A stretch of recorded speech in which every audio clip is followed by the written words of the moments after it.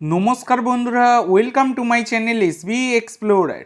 তো বন্ধুরা, সকলকে জানাই শুভ সকাল। তো আজকের ভিডিওতে কিছু গুরুত্বপূর্ণ বিষয় নিয়ে আলোচনা করতে চলেছি। তো যারা চ্যানেলে প্রথমবার এসেছো অবশ্যই সকলে একটা করে সাবস্ক্রাইব করে দিও। সাবস্ক্রাইব করা সম্পূর্ণ ফ্রি, তাই যারা যারা ভিডিও দেখছো একটা করে সাবস্ক্রাইব করতে কিন্তু কেউ ভুলো না। তো বন্ধুরা, প্রথমেই যে আপডেটটা দিয়ে শুরু করতে চলেছি সেটা হচ্ছে গতকালকে ওয়ার্ল্ড কাপ কোয়ালিফায়ার্সের ম্যাচে মানে রাউন্ড 3 আর কি ম্যাচে মাঠে নেমেছিল ইন্দোনেশিয়া আর সৌদি আরবিয়া।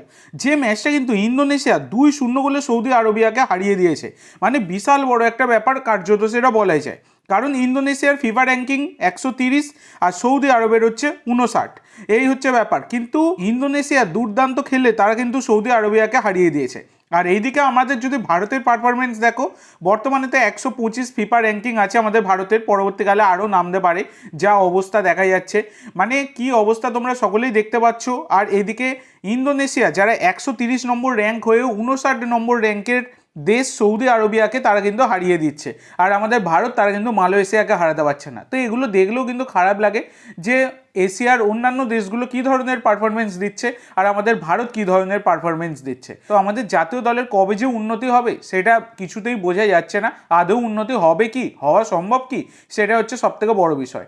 এআইএফএফ কী করছে ভগবান জানে, আর কবে কি করবে সেটাও ভগবান জানে। তো এরপরে তোমাদের যেটা জানাবো সেটা হচ্ছে গ্রেগ স্টুয়ার্ট আর অনিরুদ্ধ থাপাকে নিয়ে।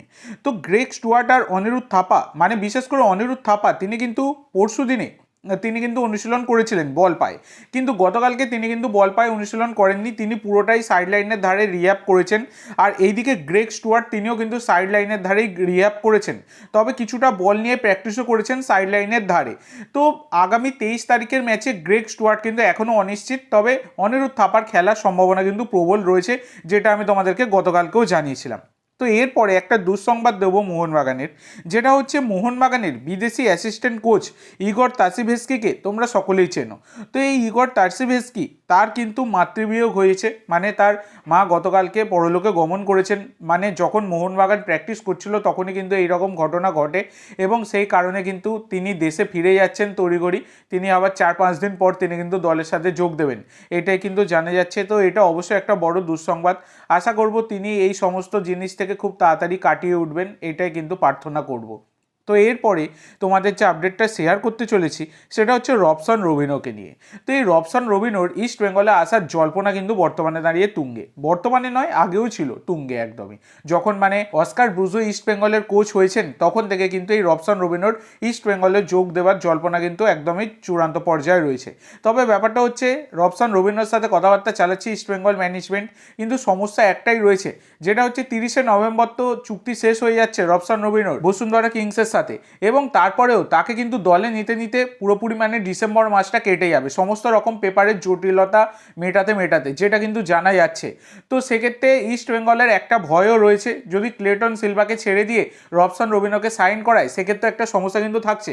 কি সমস্যা তোমাদেরকে বলি, যেটা হচ্ছে 30শে নভেম্বর আনোয়ার আলীর কিন্তু ভার্ডিক্ট আসার কথা, সেই দিনে কিন্তু ফাইনাল ভার্ডিক্ট চলে আসার একটা প্রবল সম্ভাবনা রয়েছে। তো সেই ফাইনাল ভার্ডিক্ট এলে আবার কিন্তু ইস্ট বেঙ্গলের ব্যান হবার প্রবল সম্ভাবনা কিন্তু থাকছে। তো সেক্ষেত্রে এই ক্লেটন সিলভাকে তড়িঘড়ি ছেড়ে দিলে কিন্তু সমস্যায় পড়তে পারে ইস্ট বেঙ্গল, সেই কারণে কিন্তু একটা সমস্যা কিন্তু থাকছে। তো দেখা যাক পরবর্তীকালে এই বিষয়ে কোনো রকম আপডেট পেলে আমি অবশ্যই তোমাদের সাথে শেয়ার করে দেবো। তো আজকের জন্য এইটুকু বন্ধুরা, ভিডিওটি ভালো লাগলে অবশ্যই লাইক করো, শেয়ার করো, আমার চ্যানেলে প্রথমবার এসে থাকলে চ্যানেলটি সাবস্ক্রাইব করো, আর কমেন্ট করে জানাও ভিডিওটি কেমন লাগলো। ধন্যবাদ।